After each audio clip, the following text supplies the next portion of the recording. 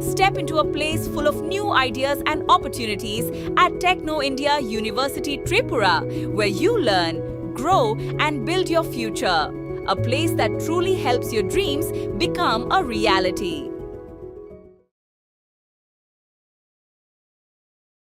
ত্রিপুরার ঐতিহ্যবাহী শিল্প এবং সংস্কৃতি চর্চাকে আরও এক ধাপ এগিয়ে নিয়ে যাওয়ার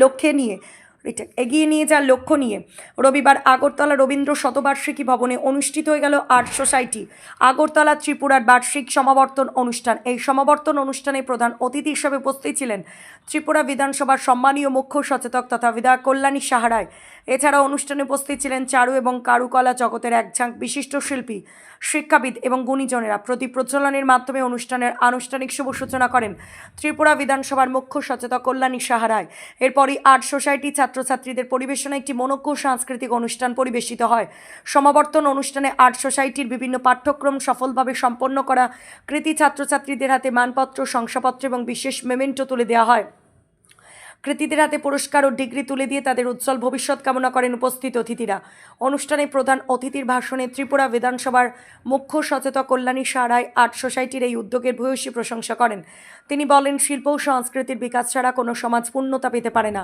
আমাদের ত্রিপুরার মাটিতে বহু সুপ্ত প্রতিভা লুকিয়ে রয়েছে। নতুন প্রজন্মের ছেলেমেয়েরা যেভাবে প্রাতিষ্ঠানিক শিক্ষার মাধ্যমে চিত্রাঙ্কন বা চারুকলার বিভিন্ন শাখায় নিজেদের মেলে ধরছে, তা সত্যিই গর্বের।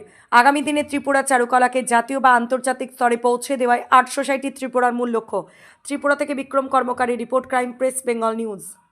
জীবনের একটা লক্ষ্য নিয়ে আমরা আজকে একটা পেশাকে বেছে নিয়ে আমরা জীবন চালনা করছি, এই সমাজকে এগিয়ে নিয়ে যাচ্ছি বা সমাজের থেকে সমাজের মানুষের কাজে লাগার চেষ্টা করছি। তখন তো এখানে যে আমরা যখন জন্মগ্রহণ করেছি তখন হয়তো টেকনোলজি বা ডিজিটাল এতটা উন্নত ছিল না বা ছিল না। আজকে ডিজিটালাইজেশনের যুগ, আজকে টেকনোলজির যুগ। সেখানে আজকে যে ছেলেটি জন্মগ্রহণ করছে কিছুদিন বাদেই তার কাছে মোবাইল আসছে, তার কাছে কম্পিউটার আসছে, তার কাছে ল্যাপটপ আসছে, তার হাতের কাছে গোটা পৃথিবীটাকে পাচ্ছে, যেখানে গুগল আছে, যেখানে আমাদের বিভিন্ন সফটওয়্যার যেখানে কাজ করছে, সেখানে তারা আমাদের থেকে টেকনোলজিক্যালি অনেক বেশি সাপোর্টিভ, অনেক বেশি অ্যাডভান্স। কিন্তু যে মানে এই নয় যে আমরা সমাজের আলাদা একটা অস্তিত্ব, আমরা সকলে এক, আমরা সবার আগে মানুষ। জেন পরে জেন আলফা আসছে, কিন্তু তারা অতীত এত কানায় কানায় লোকের মানে লোক সমাগম, তাদের উপস্থিতি, এটা আর্ট সোসাইটি যদি ওই জায়গায় ওই হৃদয়ে যদি সেভাবে পৌঁছাতে না পারত তাহলে এটা কখনোই সম্ভব হতো না।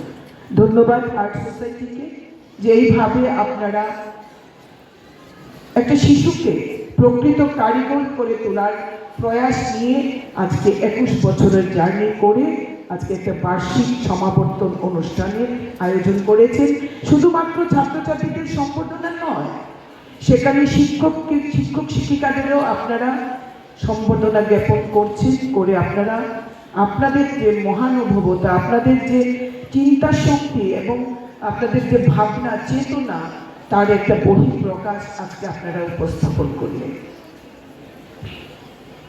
স্যার বলছিলেন, নতুনবাবু বলছিলেন যে ত্রিপুরার সঙ্গে রবীন্দ্রনাথ ঠাকুরের যে সম্পর্ক, তিনি সেটা নিয়ে অধ্যয়ন করছেন আমি জানি, এবং তার টেকনো ইউনিভার্সিটিতে তিনি যখন উপাচার্য হয়ে গেছেন তখন তিনি ট্যাগর লাউঞ্জ করে একটা বড় হল ঘরে সেখানে টেগোরের বিভিন্ন চিত্র সেখানে তুলে ধরেছেন। আমারও সৌভাগ্য হয়েছিল সেই। Step into a place full of new ideas and opportunities at Techno India University Tripura, where you learn, grow, and build your future. A place that truly helps your dreams become a reality.